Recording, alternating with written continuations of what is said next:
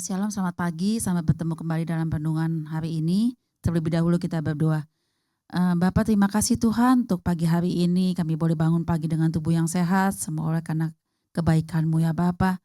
Sebentar kami akan mendengarkan renungan firman-Mu, beri kami hati Tuhan yang mau mendekat kepadamu senantiasa ya Bapa, biar firman-Mu mengisi rohani kami Tuhan. Terima kasih Bapa, di dalam Tuhan Yesus kami sambut berkat firman-Mu. Haleluya, amin. Shalom, selamat pagi, selamat bertemu kembali dalam renungan pagi hari ini. Saya akan membacakan renungan ya. Temanya adalah hidup dalam kemunafikan. Hidup dalam kemunafikan, kita lihat ayatnya di dalam Matius 23 ayat 25 sampai 28. Katakan ayat 25, celakalah kamu hai ahli-ahli Taurat dan orang-orang Farisi, hai kamu orang-orang munafik, sebab cawan dan pinggan kamu bersih sebelah luarnya, tetapi sebelah dalamnya penuh rampasan dan kerakusan.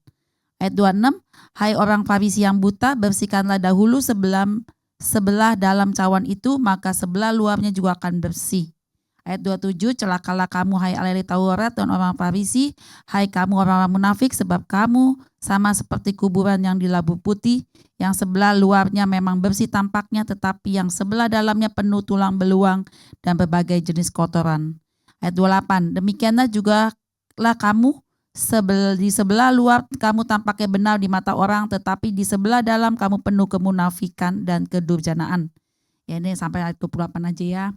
Jadi apa kata munafik itu ya saudara? Munafik adalah suatu perbuatan saudara ya, yang istilahnya kita ngomongnya apa, perbuatannya kita berbeda.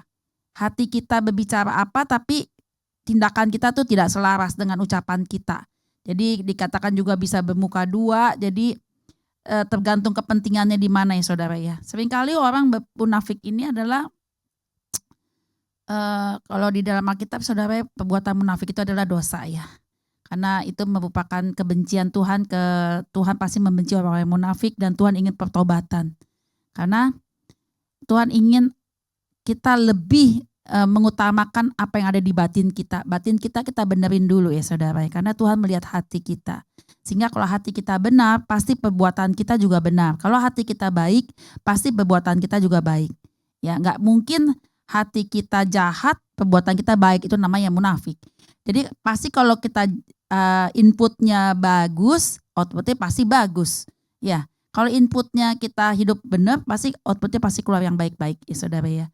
Jadi ciri-ciri yang sering orang munafik ini karena sering kali ya dikatakan serigala atau musang berbulu domba, terus dikatakan juga banyak untuk menggambarkan seorang munafik ini ya, dia pura-pura baik di satu sisi tetapi dia mencari keuntungan di tempat di dalam setiap masalah ya.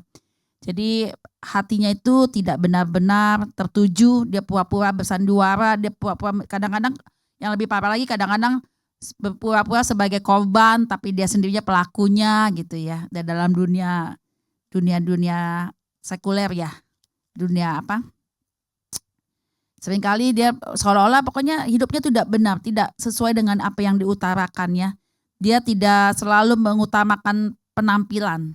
Di dalam ibadah juga dia tidak sungguh-sungguh mencari Tuhan, tetapi dia mungkin lebih kepada penampilan luarnya, seolah-olah dia beribadah, datang, tapi hatinya tuh tidak mencari Tuhan, tetapi lebih memperhatikan penampilannya. Itulah ciri-ciri orang yang munafik ya saudara ya. Seringkali kita nggak sadar berteman dengan orang-orang yang munafik, tapi percayalah saudara, selambat laun itu akan kelihatan juga ya, orang yang hidup di dalam kemunafikan itu akan kelihatan ya saudara dengan melalui perbuatannya. Seringkali dia menghakimi orang lain ya saudara, seringkali dia menghakimi orang lain. Terus seringkali dia juga seperti dikatakan kesalahan di mata sendiri kita nggak kelihatan ya, tapi kesalahan orang lain tuh kelihatan seperti itu ya. Di saudara, mari kita jauhkan hidup dalam kemunafikan, karena hidup kemunafikan ini adalah satu dosa dan kebencian Tuhan, sehingga kita harus lebih lagi memperbaiki hidup kita ya, karena Tuhan di dalam segala sesuatu melihat hati kita. Dikatakan di sini seperti kuburan yang dilabur putih. Seringkali ngeliat kuburan depannya mewah, bagus, tapi terulang beluang. Artinya apa? Penampilan bagus, penampilan oke semua, tapi hatinya nggak sesuai, saudara, dengan firman Tuhan. Mari kita isi hari-hari kita dengan kebenaran firman Tuhan, karena itulah yang pasti akan terpancar keluar ya saudara ya. Jadi jangan hidup dengan kemunafikan, karena kemunafikan itu suatu hal yang dibenci Tuhan nih saudara ya. Jadi mari kita mendasarkan hidup kita itu penuh dengan firman. Setiap hari kita lakukan dekat sama Tuhan, baca firman, karena itu menjauhkan kita dari kemunafikan. Pastilah kalau kita sudah mengenal dan serius sama Tuhan, membangun hubungan pribadi dengan Tuhan, pasti hal-hal itu kita akan menjauhkan diri sendiri saudara ya. Jadi jangan kita mau menjadi orang yang bermuka dua, karena orang munafik pasti akan selalu memakai topeng ya, di mana dia itu kan dia akan pakai. Jadi membuat perkataan juga tidak baik selalu ya, pasti ada hal-hal negatif yang dibicarakan. Demikianlah renungan pagi hari ini, biar menjadi kekuatan buat kita semua. Jadi kita menjadi orang yang tampil apa adanya, hidup kita boleh semakin hari semakin berkenan kepada Tuhan, jauhi kemunafikan ya saudara. Mari kita bersatu di dalam doa.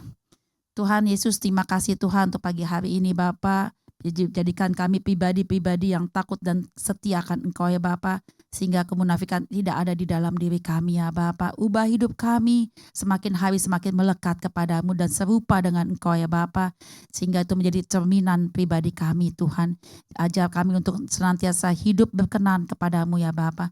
Terima kasih Tuhan, kalau sebentar anak buah kami melakukan aktivitas pagi-pagi hari ini, Kau Tuhan pimpin, Tuhan sertai apapun yang menjadi pekerjaan mereka hari ini ya Tuhan.